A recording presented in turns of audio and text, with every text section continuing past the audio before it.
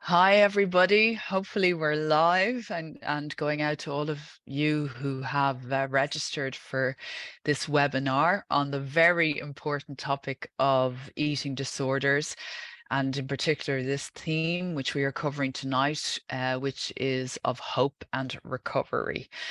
I'm delighted to have you here all today. My name is Bernie Keogh, and I'm Managing Director of A Lust for Life. And hopefully, you all know of A Lust for Life. It's an award-winning movement and charity, that uses content, campaigns, and events to facilitate young people to become effective guardians of their own mind.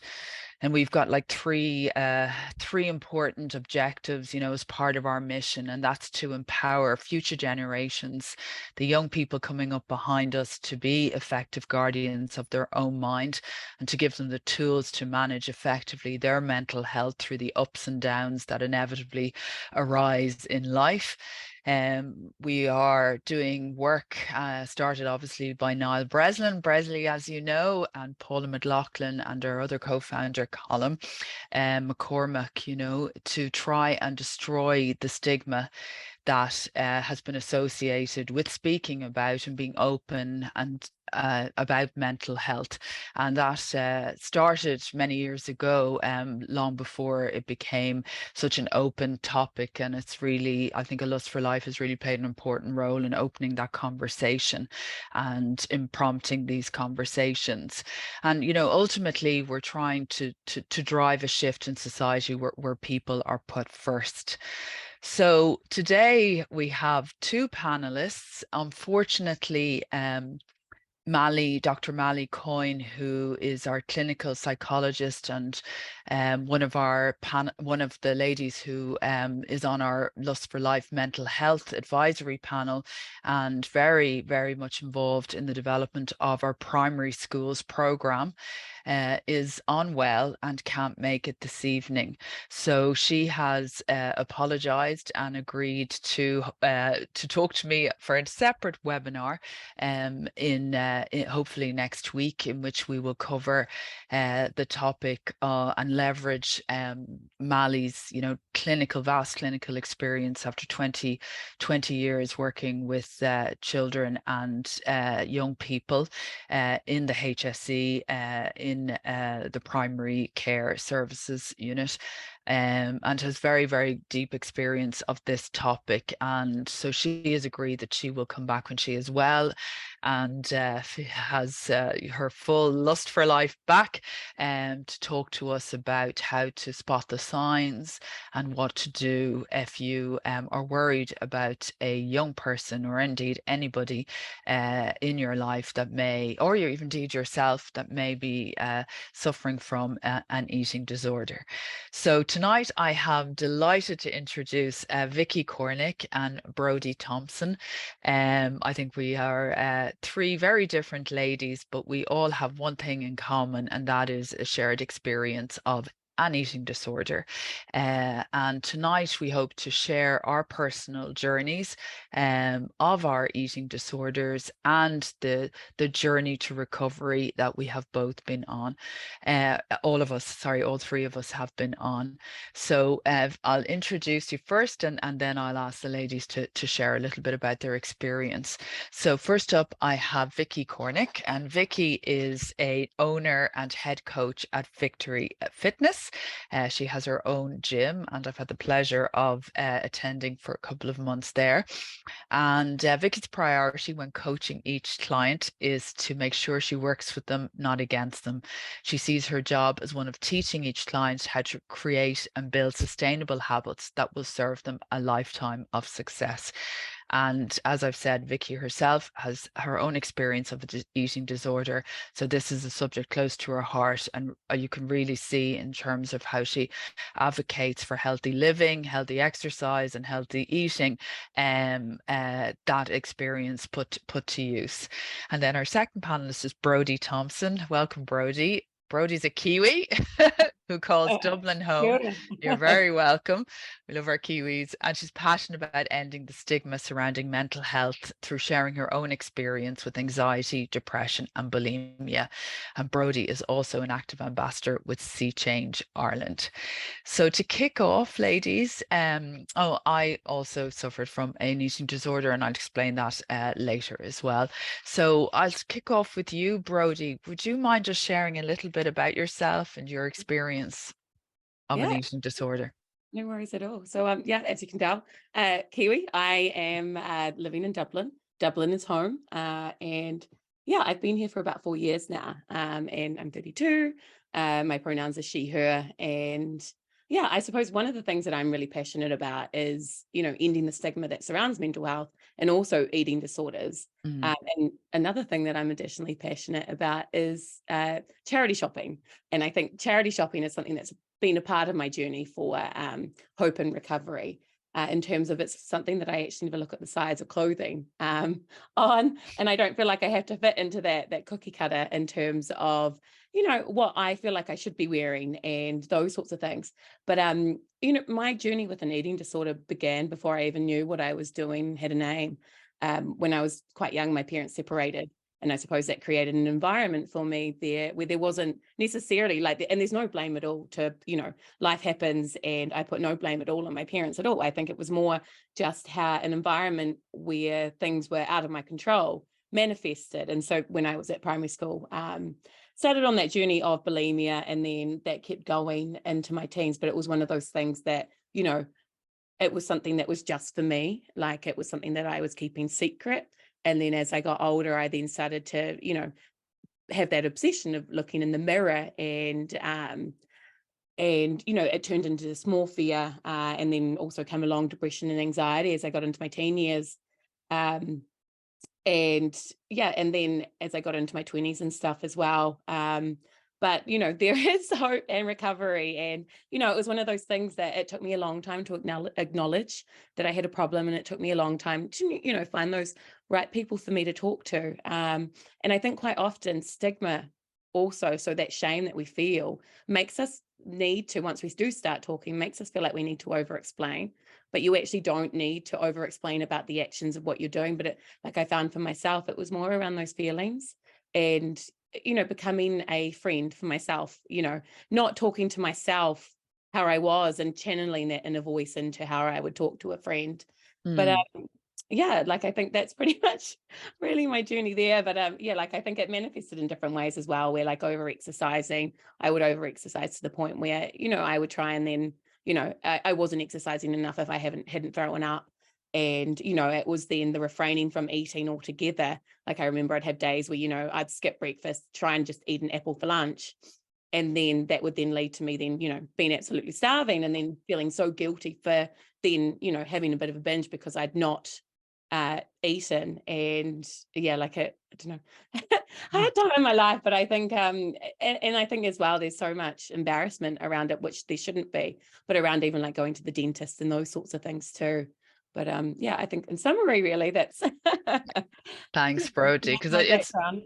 yeah, no, because it's interesting that you raised the notion of like this, that that you advocate for openness around mental health, and to just to get rid of the stigma around that, but also around eating disorders, and I am quite open about mine as well, but you know it's still not 100% comfortable for us potentially, because but it's really important, to do so, to be that voice, as we said earlier before we opened up, that we didn't have to listen to, as we were going through. Because the one thing about an eating disorder is it's terribly isolating and lonely disease, So thank you for that, and we'll come back and maybe talk about recovery in a minute. But Vicky, welcome again, and would you mind sharing your journey a little bit around that? Yeah, of course. So I've grown up in Dublin for most of my life. And I suppose, which is kind of sad to talk about, but like I feel like I've suffered with body image issues since I was probably around 8 or 9 years old, which is very, very young. Constantly body checking, and I was, you know, aware of what weight loss was and what, you know, calories were at a very young age. I grew up playing tennis at quite a high level. So I played the sport competitively in Ireland and in 4th year. So when I was 15 in school, I decided that I was going to take that next step and go to a boarding school in Florida to play tennis. And that was an amazing experience. And I really loved my life over there. But at the same time, I had a tennis coach that was very controlling and almost got to the point where he was quite possessive. And I suppose, given I had quite a history with, you know, a negative body image, I felt like that was always kind of with me throughout my teenage years. And the way I describe it, after, you know, years of therapy and talking about it, I feel like my tennis coach was kind of that final trigger. So within a very short space of time, while I was living in the States, I became very underweight and became incredibly unwell. I was exercising for 6-7 hours a day and eating. I was eating. It never got to the point where I didn't eat, but compared to what I was expending throughout the day through exercise, it was minimal. So there was also this obsession with body checking, with weighing myself, with calories, and the fear that if I didn't exercise, I wouldn't burn off the food that I've just eaten. So I suppose my physical health was declining, but my mental health was really, really declining as well. And I was, again, like a teenager in a boarding school. I was quite lonely. I was quite isolated. And I just had this tennis coach who was the main person that I kind of had contact with. Long story short, my parents came out to see me just leading up to Christmas, and they noticed there was a huge problem. So they brought me home, and within a month, that was December for Christmas, and the following January, I was admitted to St. Pat's mental hospital for, I thought it was going to be about 3 days, and it was 14 weeks and 1 day. So wow. I was in there a little bit longer than I thought. And I suppose it was a huge eye-opener for how unwell I was. It wasn't that I didn't know that I was unwell. I knew that I was unwell, and I knew there was something wrong with me, but I didn't know the extent of it. And I suppose that was back in 2016. So I was 17 at the time.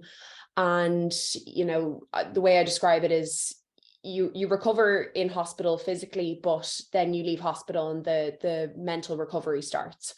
And I, over the years, have worked incredibly hard through therapy, through getting back to exercising in a healthy way. And I suppose for me, within that first year of my recovery after being discharged from hospital, was I want to get back exercising. I want to get back, you know, into the gym, but I want to do it in a healthy way. And I don't want it to be driven by being smaller or weighing less.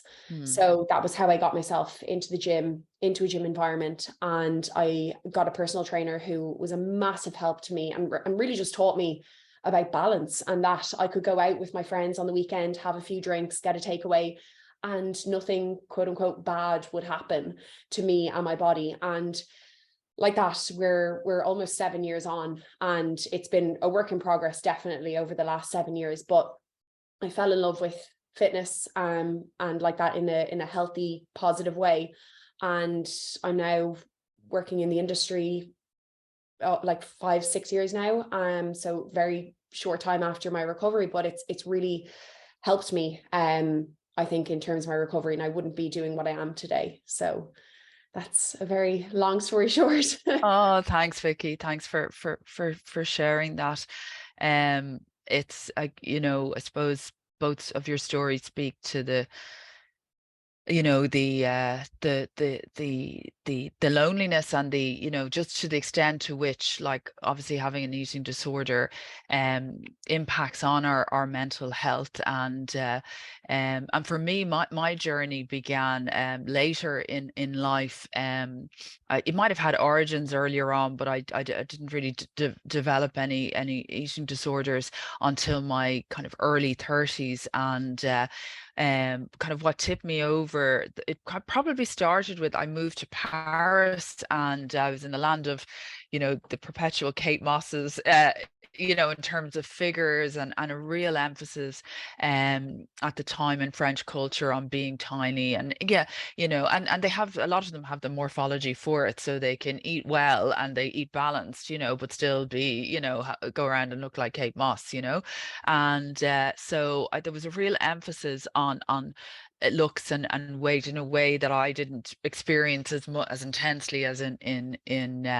Ireland. And then I had my first child in Paris, and then subsequently thereafter had a second child, and when I moved back to Ireland.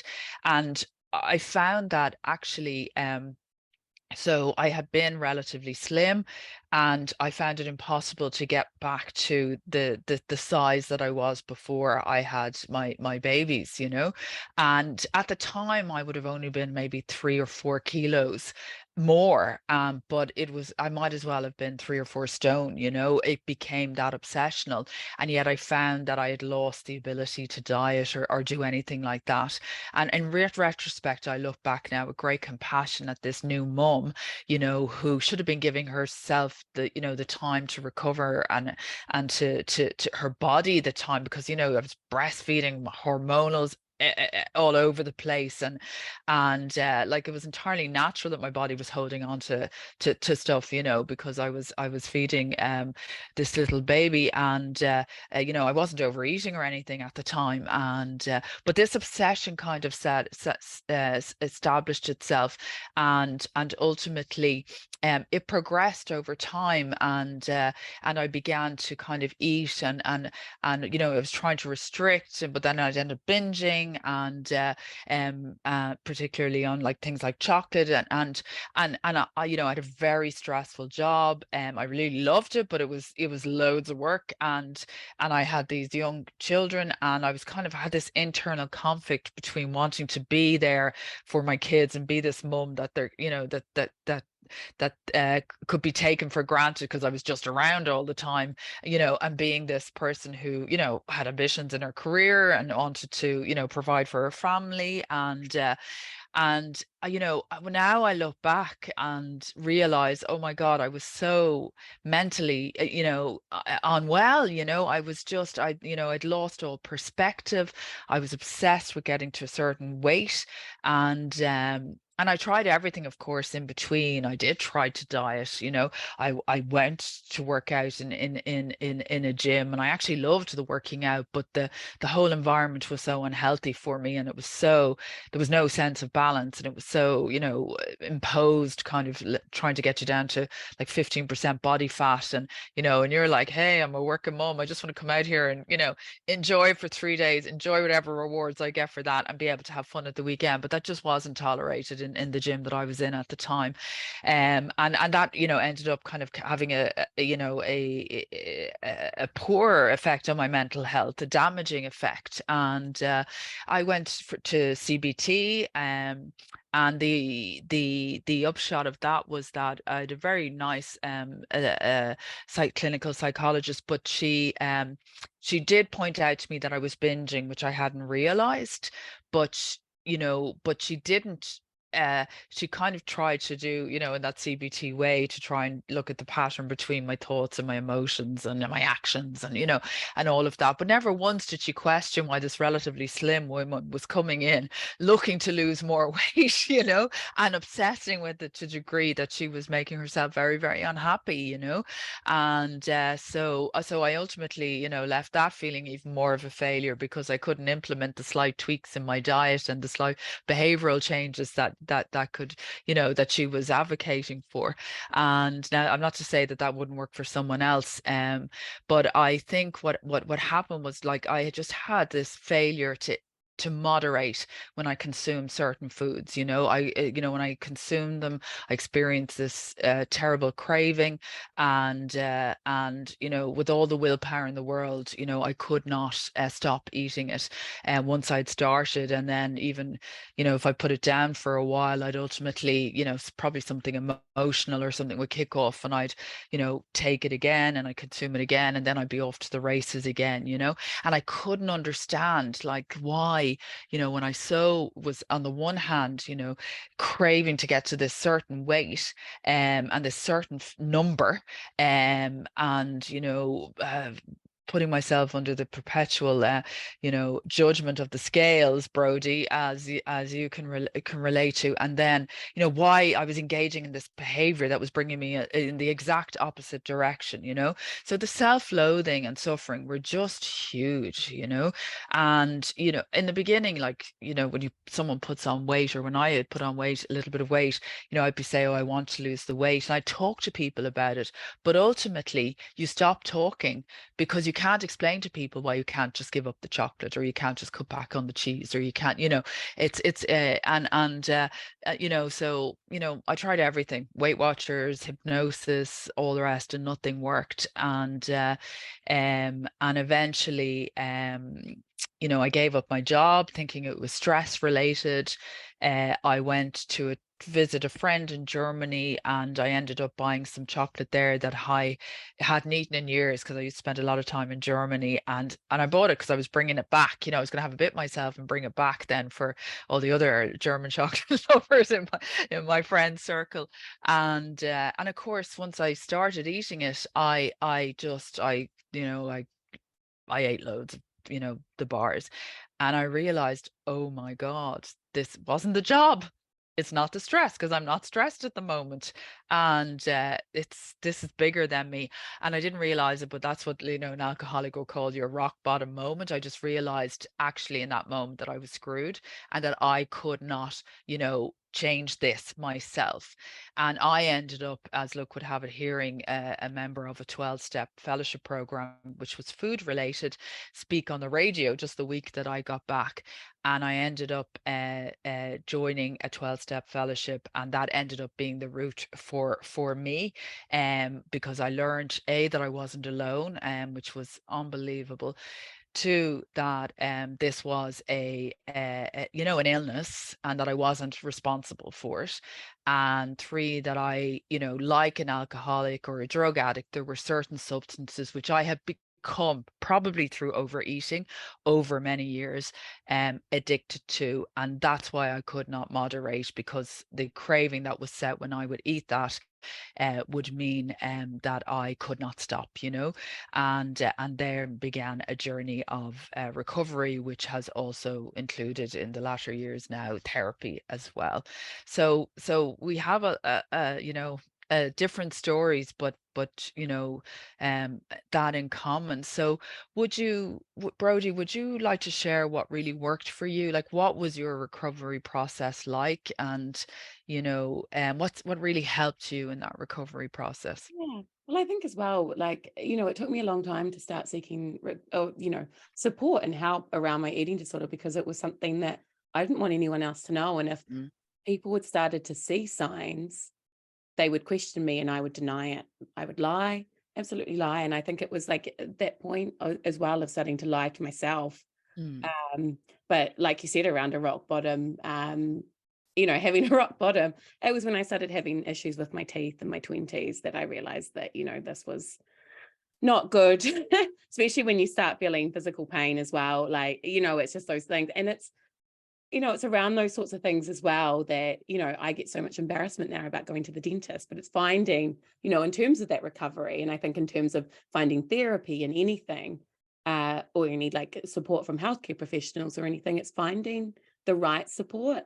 And the first person that you reach out to might not actually be the person that's there to help you. But I think it's all part of developing that toolkit and knowing that, the first tool that you pick up might not work, it might not fit, might be, and then as you go on as well, like you'll have times where things start to feel like, they're not, what was working before is now not working, and knowing that you can actually then pick up other toolkits and things. But I think, other things as well for me, in terms of like, I've taken the scales out of the house, because even though having them there and knowing that I don't have to step on them, it's even just that thought, like it's those things, there's certain things that can be a trigger as well. But in terms of my journey, like I think I've got a love for sustainability, and then that's traveled into charity shopping. And the thing I love about charity shopping is that, you know, you start to actually learn your body and learn what your body looks like and appreciate your body. Like I used to stand and stare in the mirror and, you know, look at my stomach, like, you know, like even at primary school and stuff, I was doing that too, but I didn't really, you know, like it. And then, you know, now I look in the mirror at my body and I love my belly, you know, like it's one of those things that it used to be something that I used to like, you know, it's almost impossible to have like a completely flat, like we get bloated, we, you know, like as soon as after we eat, you know, like we can't, and it's actually just having that love for your body and your belly and everything. And I feel like it used to be such a like, you know, like photos of me constantly, like until, you know, it's really been a journey of, you know, actually learning to love myself and not hate the person that I'm looking at and not punishing them, because I was constantly punishing myself. But yeah, like I think in terms of, you know, it's finding things as well in terms of exercise and stuff as well, that, you know, like I used to exercise in a sense that it was to burn off what I'd eaten, you know, and then I would have to go for a longer run if I had it, you know, like I'd then be going, like getting to the end of the week where it would be like, you've got to go for a 10K run now because, you know, you didn't do a run like that day or that day. And it being, you know, like I had so many calories that's what I had to do. And I think as well with eating disorders and disordered eating, you know, there's so many different ways in terms of how they manifest and that sort of thing too. But it's also actually just having that willingness to connect with yourself. And, you know, the reason I talk so openly now, like I never used to bow to acknowledge at all that I had a problem, whereas now it's been that voice that I wish I'd heard. And I think one of the things as well is that the stigma can almost have more of an impact than the eating disorder itself, in a sense of the element of isolation that it creates, that you just completely shut yourself off from others. And I think, you know, the bulimia definitely came for me before the depression. But it was that, you know, it was something that then drove me to shut away from others. And then, you know, it was just, I had no, you know, like I didn't have anyone to talk to, but it was if someone tried to talk to me about anything as well, like I, you know, pretended that everything was fine and I didn't have a problem. And like, I think it's one of those things too that, you know, there's so many different toolkits and there's so many different things that work. And yeah like I think, but there's a sense, isn't there, what I'm hearing there, and it's actually a word that's coming to me, and I could certainly I'm kind of remembering it for myself. There's this shame, you know, that you're not in control, so to speak, you know, that that you not in you control. may no way, like you're being controlled, in fairness. And yeah, and you just, and also for me it's that actually you cannot explain it often to people who do not have the problem, you know, and because it comes in multiple guises, you know.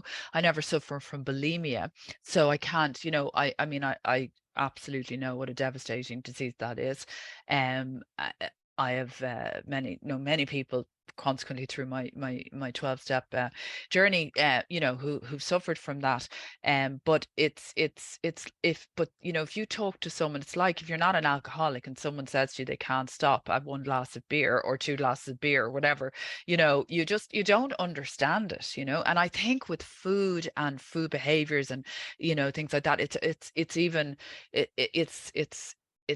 it's not understood at all, you know, in general society. I don't know whether it's even recognized that you can have food addiction, or that, you know, that some of the things you may be consuming may be creating, you know, some of these problems. So there's an awful lot of shame associated with it. Did you feel that way, Vicky? Yeah, and just when you're kind of talking about like the understanding side of things, just something that jumped out to me there. A year before I developed an eating disorder, I had a person very close to me who was suffering. And I remember I was 15 years old and I was saying to my mom, I said, why don't they do something? Like, why don't they just eat? Why don't they solve this? Yeah. Little did I know, a year later, I would be in the same scenario. So just when you're talking about that there, and that you know, we could be talking to somebody who's maybe an alcoholic or somebody who struggles with another addiction. No one really understands until you are in that scenario. And I think everybody's scenario is so different. Like exactly, Brodie, what you were saying, what works for some people mightn't necessarily work for other people. And I suppose that's where the way that I recovered was probably not the way like I'd recommend to everyone, because, you know, mine was very involved still in the gym, which I know can be a massive red flag and no-go zone for a lot of people recovering. So sometimes I find that I have to be really careful with what I say, because that was my journey for recovery, was going back to the gym. But I understood, and for me it was actually a woman that owned her own gym in Florida when I was living there, who really, I just, you know, I've been to therapy, and some people worked, some people didn't work. And I actually really connected with a woman that owned her own gym, and she was strong and she was so fit, and I really just aspired to be like her. And I remember, you know, I'd come out of hospital maybe 7 or 8 months at this stage, and I was kind of back, you know, allowed to exercise and like easing back into the gym. And I was talking to her, and I was like, you know, how do you get so strong and fit and healthy? And she was like, well, like, I also suffered with an eating disorder. So that for me was like, oh, wow. You know, you're that person that I've been wanting to find, to be able to relate to. So just with going, you know, what works for people. And absolutely, you know, I think everybody could do with therapy, and everybody could do with some form of counseling and help from a professional. For me, it was actually somebody who wasn't a professional in a psychology aspect that really just clicked with me. I've kind of gone off on a tangent of what you asked me, but no. Give that example of it's so different for everybody. No, I love that example, because I think, you know, what I was hearing there was almost a threefold um prong, or if you like, for recovery, in the sense that you said that, you know, when you went into the same paths you were there, you needed that physical recovery that they were able to provide, and then you came out, and then there was the journey, the mental journey through therapy, and but then it was the final and the major piece then was finding that identification with someone who could be strong, who had recovered from an eating disorder, and who was actually a role model, because she was in, you know, doing a sport that you know, loved, and fitness clearly is very part of your life. And so it's not just one thing, you know, that works, you know. And for me, I suppose the 12-step fellowship, I found identification, I found fellowship, and I realized, oh my God, I wasn't alone, because I thought I was the only person in the world who was this insane around, you know, food, and you know, and it was all down to me, and there was no one else on the, I mean, never even considered that there was anyone else on the planet that had my issues, you know. And that, you know, and then the 12-step process, which I won't get into, but if anyone wants to contact me, they can. But I found that great, and just and because it started kind of filling the hole in my soul, you know. I realized that actually my food behaviors and you know, were a symptom, and I was using food to kind of escape, to suppress, to, you know, repress deep emotional issues, and mental health challenges. And but ultimately on my journey, you know, I found that therapy, I'm training to be a psychotherapist now, and I that journey started actually because I went to a therapist for one issue that I couldn't, you know, 12-step my way out of.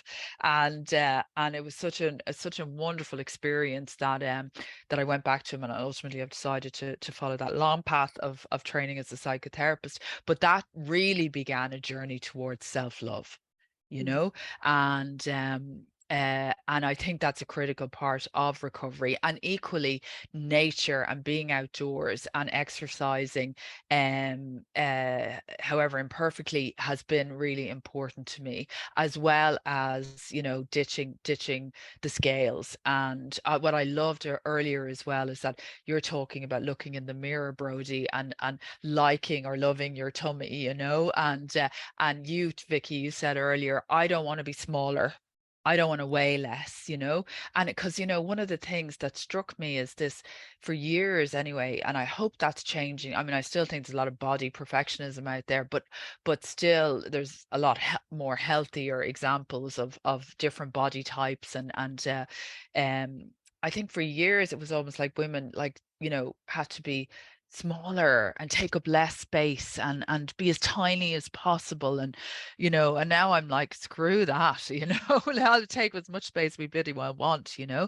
And I want to ask you guys, you know, was there a process at some point? Because Brodie, you talked about, you know, instead of like berating your body, you came to love it. But where, because for me it was like my body was was outside of me. It was something to berate. It was not me, you know. And part of that journey has been, you know, integrating my body and head as one, you know, one and the same. And then being grateful to my body for you know, for all that it's given me, and all that it does give me, life essentially as well. But was there a point where had you got this, was your body out there as something separate from you to vilify? Yeah, I can definitely resonate. And it was sort of like, it was like I was constantly able to punish myself.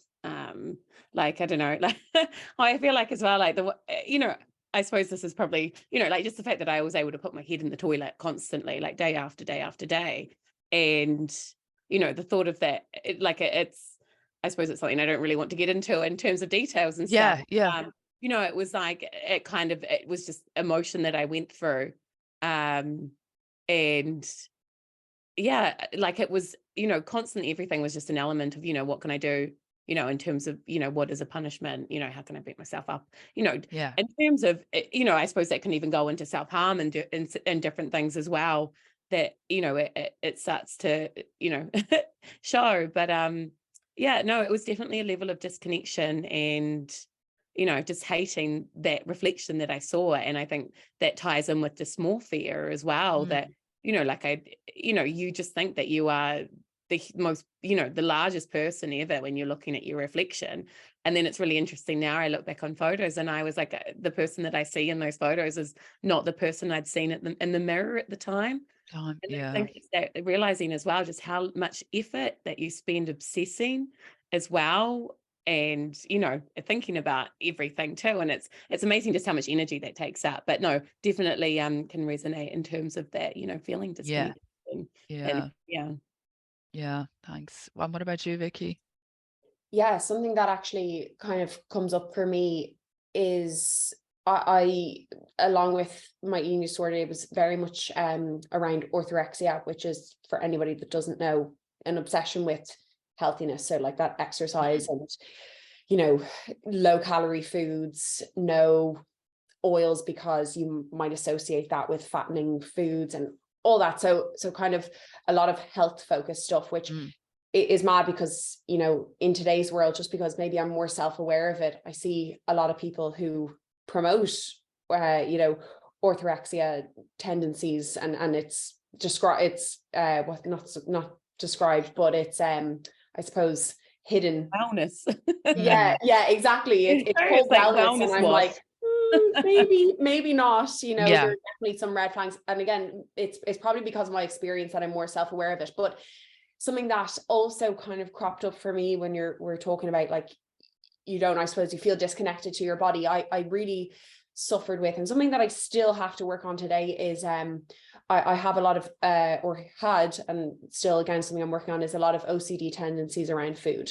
So weighing food that, and I don't know where this really stemmed from, I haven't figured it out yet, but food that wasn't presented nicely would really upset me. And to the point of where I felt so disconnected from my body, and almost like, I remember my mom just saying, like, this is not my daughter. Like I would have a meltdown if, for example, I went to a restaurant and I finally could build up the courage to go to a restaurant and I would order something, but like that, it would be very, I'll have this, but I want it without the sauce. I want it, you know, plain vegetables on the side, you know, side salad with no dressing, and very much again like that orthorexic tendency. But still, for me, the way I looked at it was I'm eating out, you know, that's a big step forward. If the food was to come out and it wasn't the way that I ordered it, I would be genuinely incredibly upset.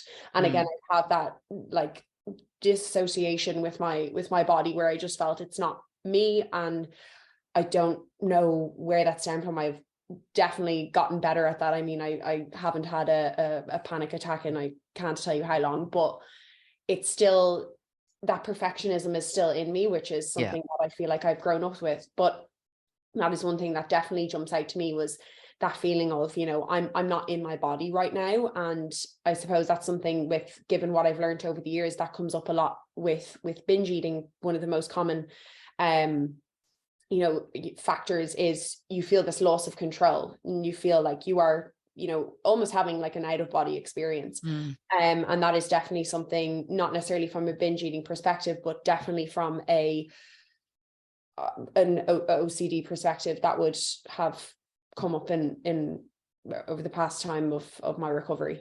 Yeah. Well, thanks for being open about that. I suppose that is that, like, it is a process, isn't it? And that's why I kind of say I'm in recovery rather than recovered, because I suppose till the day I die, it will be my default to, if I get stressed or anxious or fearful, or, you know, to have intense emotions, be they good or bad, I still might have a tendency to want to celebrate that, or to dampen that down or repress it with food. But I mean, and I suppose that speaks to, you know, is it your experience that in actual fact, you know, in terms of trying to control you know, your food intake, or your, you know, obviously I ultimately ended up losing that battle in terms of, you know, becoming a compulsive overeater, but it still was about control, or lack of, or thereof.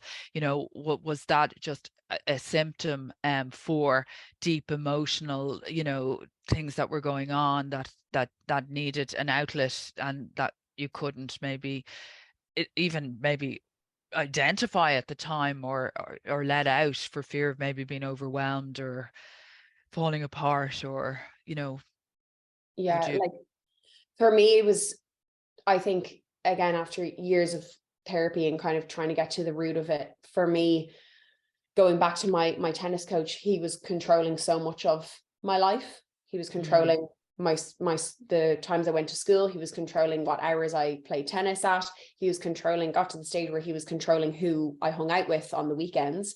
Wow. He would, Sounds quite abusive, Vicky. and I would absolutely, looking back on it, say that. And I mean, as a 16-year-old girl, it's hard to kind of, you know, say to a 40-year-old man, what are you doing? Why are you talking to me like that? And I almost kind of want to go back and just shake myself, because, you know, look, we can't say this wouldn't have happened if that wasn't the case, but you were 16, he was 40. Exactly. And it was definitely a lot of excuse me, verbal abuse that went on. And, you know, I could go into more detail about, you know, the clothes I wore and everything like that, but I suppose the way I look at it was, I was wanting to control something, and he was actually shock horror telling me, you need to eat more, you need to eat more. And I think my one way of saying, I'm gonna, you know, rebel against you, was to not eat what he was telling me or how much he was telling me. So that's kind of something that I figured out over the years, was like, okay, maybe this was my way of just, you know, saying I'm done, and get me out of this situation. Your cry for help, so to speak, you know. What about you, Brodie? I think it's one of those things that's really interesting. It's, you know, a lack of control over your life at a certain time then creates this thing that turns into something that allows you to kind of bring back control, but then turns into something you can then no longer control. Like you then But I think for me, like I said earlier, Typical. like, yeah, it was like, when like I remember coming home from primary school being quite young, and my parents had separated, but there was a lot of, like, my parents separated when I was 5 or 6. But anyway, so I was always kind of between houses. So it was always like week to week or week to weekend. And, it was just sort of a lot of, like, I feel like even now, like, I could never sit still. But it was more that, I think then that led to, not having, there was, like, I suppose this is what I've unearthed through, years and years of therapy and everything. And, it's no fault at all of my parents, but it was just how, I never talked about how I felt around anything, and I think I developed almost 2 different personalities that I had at both, around both the different families and stuff. But it was, it was almost like it developed as well for a secret that I had just for me, Yeah. like I felt like I was so isolated on this, journey of kind of going from house to house, that then I, it was a way for me to kind of take back some control in terms of when things didn't feel in control. And then, yeah, as life went on, like, it then just turned into something that, I didn't want to be doing it, but I couldn't stop myself from doing it. Yeah. I think, and I think as well, definitely over lockdown, from talking to a lot of different people with in terms of, having that lack of control in an external environment and everything, did lead a lot of people, to develop, eating disorders and disordered eating too. And I think it's, when you're sometimes as well, when you're not talking about those feelings and actually having that outlet, that things tend to manifest in all sorts of interesting ways. Yeah. And, Yeah. yeah, That's exactly it. I think, we were all saying that, to a certain extent, for a period, our behaviors around food and were almost like a solution to us, for the pain or the lack of control we might have felt in, or the loneliness, or whatever was going on. But ultimately, the horrible thing about, like, food or eating disorders is that then they become a far bigger problem than the one potentially that you're even trying to escape, because they have a way of mushrooming and taking over one's life, and particularly as they relate so much to body image uh, and so, but I think there's an important message in that, just if anyone's listening, or if anyone is experiencing, experiencing and in the middle of the throes of an eating disorder, or is worried about young people that have it, is that to maybe understand that it's actually a symptom of something else. And while of course that has to be addressed, because sometimes eating disorders are terribly dangerous in relation to health, because they can kill, be it through anorexia, bulimia, and all the health issues that arise from that, or people ultimately over time eating themselves, as I've seen in the 12-step fellowship, to death, but it's often recorded as a different type of death. It's type 2 diabetes, or amputation for this, or heart attack, or whatever. But the weight, or and it's not recorded as due to actually it was an eating disorder. So that if if you're suffering at the moment, to remember that, you're not responsible, it's not your fault. If you're a parent or a friend, or a relation of someone that you might suspect, know that it's potentially something that they have no control over, and that just stopping is eating less, or stopping vomiting, or eating more, is potentially not within their capacity, and that that it's probably going to be a myriad of things that might work for them, but to keep going till you find the right, but solution, and try and encourage them, I suppose, to talk about their feelings and what else is going on. Yeah. yeah, Yeah. absolutely. And I think as well, it's like around that, that I think there's also that level as well of, education too. And I think we're all on a journey of education Yeah. around ourselves and around others and everything too. But I think in terms of, finding those things that are going to be stigmatizing, or, that are going to shut down those conversations as well. And I think it's, also shows how important it is just to have an open dialogue with those people that you care about. And, you don't have to ask directly about things, but, creating that safe space to talk so that you can, talk about things. Because I think if you come out and, like, I know from my own experience, if I was asked directly, and it was like, are you okay? Of course you're going to say yes. Like, Yeah. You just immediately put up a wall of defense. This is a secret that you're keeping to yourself that you're not willing anyone else to see. So it's kind of like, it's almost like you've got to find those ways to almost break around and take that wall down. But I think if that comes through, not saying that it's something that's been done for attention, or, not because it's an obsession with being, skinny. Like, there's so many other, bricks that make up that wall. That have led to that wall going up. But I think it's one of those things, like, don't lose hope. Yeah, absolutely. No, I think the three of us testify to hopefully are testament to not losing hope, and that and ultimately, like, it's a journey of self-discovery and self-love, and that can enrich your life, if you can leverage this, and then also leverage this experience in your life and work to potentially help others, like Vicky, you're doing that now in your gym. As I said, I mentioned earlier, I met Vicky through well, I'm a dog walker with her mum and as well. But Vicky, I went to her gym for a couple of months, and I was just floored by how holistic it was, how, it was about incremental progression, the encouragement, and Vicky would do a lot of posting, well, regular posting, not over posting on healthy eating, and it's so bloody balanced, and the portions are great, and and advocating having a life, and that you could be fit and healthy and still have fun and have a life and not be obsessed. It's wonderful, and you're working with people from all ages in the gym, and it's such a supportive environment. And then Brodie, you're bringing that into your work as well as a mental health advocate, and working for Sea Change, and so the worst experience almost can be, can serve and then be of service to other people later on, and that journey, which is probably going to be a lifetime of self-discovery and a self-love, is one that's worth embarking on, and know that you're worth it. You're worth it, and don't, whatever head or judge or critic is in your head telling you that that you're not, or worthy of love, or self-love, just, that's not your true voice. That's not who you really are.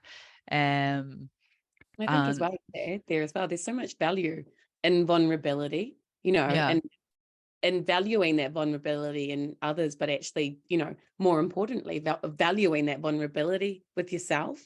Like, I yeah. think it's one of the most amazing things that we can do is actually be vulnerable and value it. And yeah.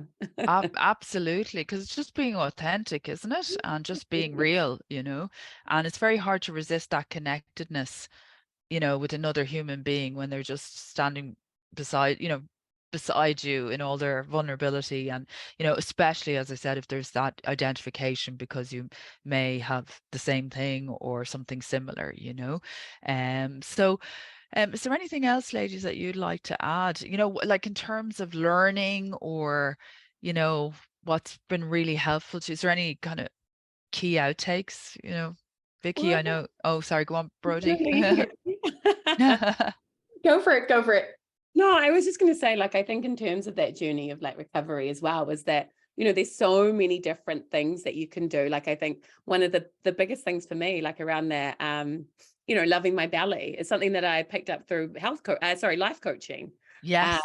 And I think because, therapy is great. And, sometimes I'm a huge advocate for therapy, but I think sometimes as well, it's to find, those other things that, help you get to the root cause in a different way. And Yeah. like, I think that was something that I found really, really beneficial was, doing life coaching, and actually, that was one thing that, like, before, I don't know, I think that's one of the biggest steps that I've actually taken is, actually been able to stand in front of the mirror naked and look at myself and love my belly. Like, I think that's the biggest hurdle that I've ever had to overcome. Yeah. It's there's such self-love in that, you know, because we all come in all shapes and sizes, and we're beautiful in all those shapes and sizes, you know. I mean, I think we can see that when we look to other people, but it's you know, on our journey through an eating disorder, then we lose that, you know, that ability to look at ourselves and see how bloody gorgeous we are. But as you said, like Brodie, when you look back at the photos and how you remembered and how you thought of yourself then and what you see now, you know, it's night and day, you know, and that's the dysmorphia talked about. And Vicky, what's kind of big learning for you? Or I suppose something that when you have an eating disorder, you have this perfectionist mindset. So for me, I suppose one way to, which you can look at it as a really good thing or a bad thing, but what got me through my recovery was I was so determined to get to a certain stage that I was so underweight. The way I shifted my mindset was, I'm actually really determined now, and I changed my energy into being so determined to get me out of this scenario that I gotten myself into. But one thing, again, going back to that perfectionist mindset, is you then tend to struggle with if you like slip up in your recovery, but just knowing that there will be slip ups, and it is constantly a work in progress. The way I would almost kind of describe an eating disorder to people is that you have this, you know, voice in your head that's, when you're going through the most difficult time through recovery, it's so loud. I don't think you really ever get to the stage where that voice is gone. I think you just learn how to turn it down and not, you know, act on what it's telling you, if that makes sense. So by no means is that to, you know, make it sound like there's no hope. There's huge hope. Absolutely. That's why we're talking today. But it's learning how to cope and deal with it. And you have certain coping mechanisms that isn't exercise, that isn't food, that it's maybe journaling, that it's maybe meditation, that it's, you know, maybe calling a friend and saying, I usually binge eat when I'm lonely, but I'm calling, you know, you as a friend because I'm lonely and I realize that this is the thing that I actually need. So it's things that you will learn over time, but there can be that perfectionist of, you know, beating yourself up over if you've had a slip up. But we are all proof. You have to keep going because it's worth it. Yeah, and it's finding what works for you. It's like your personal toolkit, isn't it? Exactly. And listening and tuning into that. And I'm glad you've raised that point about the slips, etc. You know, if you can embrace that as part of the journey and not the sign that you're, you know, going off on the wrong path or anything like that, then it just becomes, you know, something to learn from, to embrace. And sometimes the journey is about learning that perfectionism is neither desirable nor possible, you know. Sorry, just on one last point there, it's easier said than done, but for me, something like a holiday was looked at as such a fear and like terrifying, because I, you know, felt I wasn't in my own environment. I was maybe, you know, I was eating out more often, or I was around people who'd be getting an ice cream, and I felt pressured into doing that. But rather than looking at it as something that you're scared of, again, easier said than done, but looking at it as a challenge. And for me, every holiday was a challenge, but every holiday I got better, and I returned home and realized, oh, nothing bad happened. I actually had loads of good things happen. I made memories with my friends, my family, and all of that. And I think that's really important, is to just, you know, outline those wins that you've had. And no matter how much one part of your mind might be saying to feel guilty about it, it's something that, you know, you should feel proud of. Yeah, exactly. And I know actually what that reminded me of is some of the things that have really helped me on my journey, and this is as I'm learning about psychology as well, obviously through my master's, is it's very helpful for me to think I learned that we are actually, we all have different parts, within us. And those parts sometimes are in harmony. And then there can be parts that can be radically conflicting. And I suppose part of our life journey is to discover which parts, maybe values or parts that we internalize from our environment as ideals, like being super thin or whatever, that maybe, that we've just integrated without realizing it, and which parts then are really our authentic self, and the reality is that all those parts will exist and coexist, and it's to understand which part is driving you and which part you want to be driving with you. So like you said, Vicky, I'm always going to have that addict part, that part that is but the through the work that I do, and that includes journaling, again, not perfectly, meditating, again, not every minute and every day, exercising, again, not perfectly, and but I can kind of connect to this kind of wise eye, as I call it, inside, where I have this, this it's almost like I'm on a plateau, and I can look down at all the parts and all the noise and all the voices, and I'm detached from them somewhat. So, that voice is not me, it's a part of me, but it's not the whole of me. And I can make that space for other kinder voices to come in, And the other thing so that's been really helpful. And to this day, whether I'm stressed in work or stressed or whatever, or I kind of try and go, right, which part of me is calling to me? And I try to love that part, even if it's that bloody vicious great white shark, as I call it, like, the critic or the judge or whatever. I try to go, right, somehow you think you're serving me because you want me to be this ideal self, but that ideal self is actually toxic for me. So, I try to almost dialogue with it. I can't believe I'm saying all this, guys. If you knew me 18 months ago now, I would have been like, what inner child, and then the other thing was, and I'm so grateful to my therapist for this, was he was always trying to get me to connect with the body and, connect into that sadness or that anger. And I'd be like, why the hell would I want to do that? I'm uncomfortable enough as it is. And finally, he said to me, because what you resist persists, and what you go into and embrace actually feels recognized, validated, can give you the message, and then feck off, and it actually goes, and actually that has been kind of almost life-changing for me. So I'm willing now to sit in the uncomfortable emotion, knowing that it will not be around, but also saying, what are you, is there a message here for me, and I hear you, I see you, thank you, now will you bugger off? But it's I'm creating the space for it, and it's far more effective than spending a lifetime trying to outrun it, because it finds a way of leaking and coming out in destructive ways.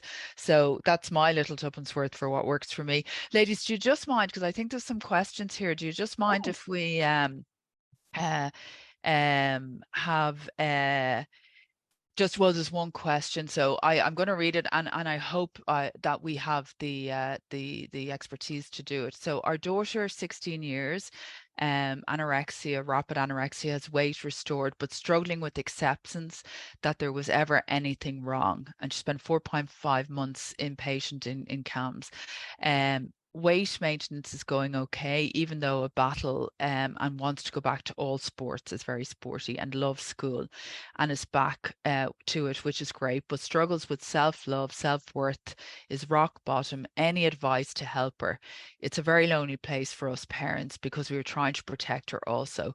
Conflicted, any advice would be appreciated. Thanks.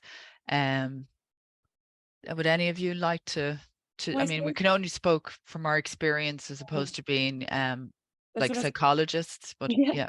That's what I was going to say. Like, I'm no expert, but I am expert in knowing my own experience. And I think, one thing that it's, I can't remember who taught me this, but around having like a joy list and having a list of those things that bring you joy, and just making sure that you're, like, I think it's one of those, like I can't talk in terms of, providing any kind of mental health or, expert healthcare professional advice, but I think it's around, doing those things, other things that bring you joy, like, whether it's going to the beach or anything. Yeah, that's great. And Vicky? Yeah, I think something that I definitely the like weight acceptance thing was really, really hard for me. And I remember I'd be talking to nurses and therapists, and they'd be saying, you know, when you leave hospital, you will need to buy new clothes. And that was something that I found really difficult. And I mean, I was so tempted to try on old clothes that I knew I wasn't going to be able to fit into, because I had recovered physically. So that I absolutely found really hard. Some things that definitely helped me, and it's easier said than done, again, because you're kind of in this mindset where when you have an eating disorder, you want to be harsh on yourself, and you don't want to compliment yourself. But affirmations, I know that sounds really cliched, but something that really helped me was grabbing little sticky notes, writing one thing every morning that I really liked about myself, and stick it on the mirror. It's so simple, but something that I still do, even if I am struggling today, is write it down in a little sticky notes, put it on the mirror. It's there in the morning. You come back to it later on that day, and it's there. It's not necessarily going to solve the problem, but it's just that reminder. And it could be journaling, or it could be that little sticky note thing. It doesn't really matter, but you are writing down, and it's something that's not physically, it's not related to your appearance. So it is something that's, you know, I'm a really you know, I'm a really kind friend, or I'm a really loyal friend, or I'm a, you know, a loving daughter. Like, those things, as simple as it sounds, can just be that reminder that, you know, you are important, not because of how you look, but because of who you are inside. Yeah. That's so important. I mean, I'm just feeling, I've got a 17-year-old and a 15-year-old, so I'm feeling for you, uh for, you know, in relation to the agony you must be feeling around the worry, you know, for your daughter.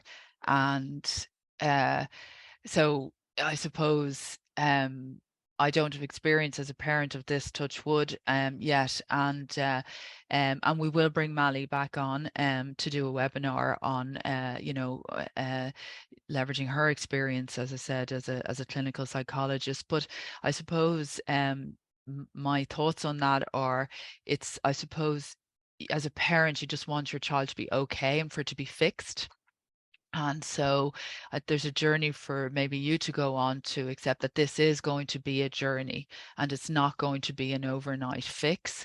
And it's to maybe, you know, listen as much as possible and encourage your daughter to talk about what she's feeling, you know, to maybe explore. I don't know whether she can even articulate that, or whether you sense that her self-esteem and self-love is very low, or whether, you know, she has articulated that to do, but just to kind of create that kind of safe space for her to just show up as she is, say what she wants to, not say what she wants to, and just listen, because you actually can only accompany her on this journey and love her through this journey, rather than fix it for her. And, you know, it's great that she's back in school. She may have a setback. She may, you know, as we said, have a slip, but maybe trust her to try a few things, and just, you know, wait it out with her in terms of that, and keep her talking. Well, and maybe there's some groups, I don't know, actually I'm going to try and find this out, and we'll post on it, if there's group for parents, you know, to find that support and identification, you know. And it's not your fault, you know, either. It's but there's, you know, there's something going on for her underneath all that. So I hope that's helpful, and thanks for your question. And as I said, we'll bring Dr. Mally Coyne back on to talk about this topic. So I think that's the only question we have. Um, uh, so hi, sorry, there's another lady saying you're very strong. It's great to hear you talk about your experience. I'm 43 and only found out last year that I've anorexia nervosa. I've always restricted during the week and let loose at weekend with the hubby and kids. I'm trying to recover, finding it very hard now. And Yeah, it isn't easy. Sure, it isn't. I mean, it's a vicious disease, but it is possible. And just to say that, I don't know about you girls, but for me, I just want to emphasize how great life can be. You know, we talk about it as a journey, but like I used to go to friends for dinner and you know, all our families, and I could barely listen to the conversation. I'd be so obsessed with what was being served, what was for dessert, what would be was I getting a big enough portion or too big a portion? You know, I'd walk up, you know, the sugar loaf with my husband and kids, and I'd be only thinking about the cookie that I'd reward myself at the top of the hill with. I wouldn't be seeing the view, you know. And when you find freedom from that, um, life fills the gap, you know, and you're seeing the scenery and you're having the conversations and you're having the fun and you're having the friends, you know, that you're there, you're present, you're with it, and not being just taken out of your life and your experience by a disorder. So yeah, thank you. And then sorry, there's just another dad. Brodie touched on education. Is there enough being done in our schools today? Um uh um how can it be improved? Thank you. Um, God, that's a big question. I know that we're trying to, and we in Love Us for Life, we are developing out and on a phased basis, a mental health and well-being and resilience program, which is teaching children in primary school, to the language and the skills to name their emotions, their big emotions, and so that they can communicate them to each other and to their parents, and know what's going on for them, and know that actually that they're normal feelings in certain situations. So even though they're destabilizing or whatever, that there's nothing wrong, that they're having those feelings, and then teaching them tools such as, you know, breathing exercises and a kind of mindfulness techniques that keep them you know, that can help them in that moment of being totally dysregulated or upset, and then educating them, and you know, on many topics that they're, you know, naturally confronted with as they go through school at the different ages. We don't specifically talk about eating disorders in that, or but I think it's you know, an emphasis. Yeah, I know that kids in school do get, you know, exposed to, you know, the good foods and healthy food, and that, but not, I suppose, if there's if it's going wrong, and if you're finding yourself thinking or obsessing or engaging in certain behaviors. So yeah, probably no, probably a lot more could be done in that, and certainly that gives us food for thought, excuse the pun. So but Roisin, yeah, just a lot of worried parents, a lot of worried parents. So so yeah, could you share, how did you stop worrying about your weight? Um, that's a good question. It's a great question. Yes. Yeah. But I think in terms of that too, like I think for everybody in terms of their journey and recovery, that's so unique to anybody too. And I think a key thing for me was in terms of how I spoke to myself as well, and trying to be that friend. You know, I would really try and catch myself if I was saying something to myself that I wouldn't say to a friend, then why was I saying it to me? And like I don't think you'd really ever comment on you know, someone else's weight. Yeah. I think Yeah. something that's just important to remind people is like nobody but yourself actually cares about your weight. People don't judge you because of what the number on the scale. Nobody knows unless you tell them. So they're not going to think you're a different person, or it's really, like you said, it's only what you're having, the conversation that you're having with yourself. And exactly, I love that example of what would you say to a friend if they were in that scenario. I use that a lot with clients, and when we tend to have this, you know, negative self-talk that I think everybody at some stage will have, but it's how would you speak to a friend, Yeah. and use that for speaking to yourself. Yeah. Yeah.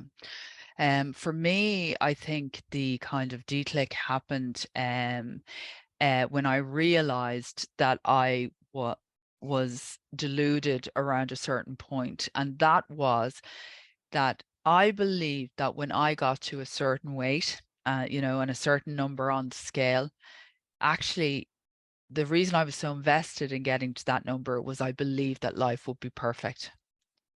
I would be perfect. Everything would be fantastic. But I had the experience of being very thin and being very overweight.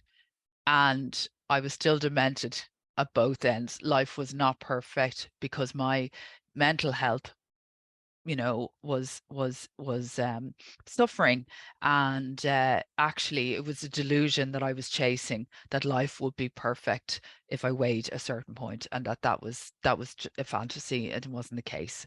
And so if you are experiencing, if you've experienced yo-yo weight, or you've been both thin and overweight, or you're thin and you think that if you lose more weight that ask yourself truly, is that the truth? Is that your experience? Or when you get to a certain number, does another number then manifest as the ideal goal? And, is it experience that life becomes hunky-dory when you wear weight? Sure, you might be able to wear outfits that you couldn't otherwise. There might be some benefits, but life does not manifest into this perfect fantasy, and you're Cinderella in it. It doesn't work that way. The second thing for me was I realized I wanted my serenity, as we say in a 12-step program, that's what I was there for. That's what I wanted to do for a work. I wanted to be able to live with myself, to love myself.